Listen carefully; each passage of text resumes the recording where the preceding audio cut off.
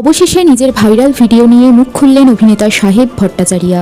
Cinema থেকে সিরিয়ালে আসার পর অর্থাৎ কথা সিরিয়াল জয়েন করার পর কিন্তু তার খ্যাতি দিনে দিনে একেবারে সীমানার বাইরে চলে যাচ্ছে।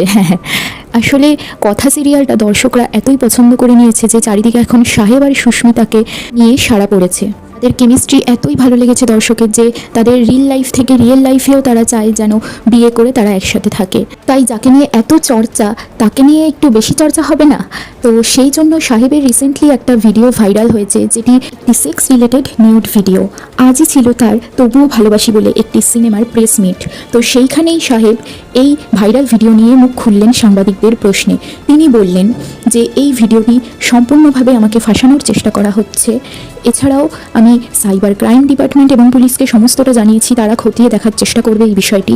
আর আমি 20 বছর ধরে ইন্ডাস্ট্রিতে কাজ করছি, আমার নামে কোনো খারাপ বদনাম বা পুলিশ কেস রটেনি এতদিনে, কিন্তু এখন হয়তো শত্রুর একটু বাড়বাড়ন্ত রয়েছে, ওই জন্য আমাকে এইসব ফেস করতে হচ্ছে। এর আগেও আনন্দী সিরিয়ালের হিরো ঋত্বিকের এরকম একটি ভাইরাল ভিডিও বেরিয়েছিল, তো সেটা নিয়ে সেও মুখ খুলেছিল। এবার কিন্তু সাহেব মুখ খুলেই দিল। তো তোমাদের কাছে বিষয়টি পুরোপুরি স্পষ্ট হয়েই গেল।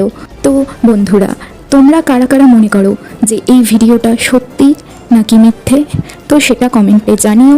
আর তোমাদের কথা সিরিয়ালের সাহেব ও সুস্মিতাকে কীরকম লাগে সেটা কমেন্ট করে জানাতে ভুলো না।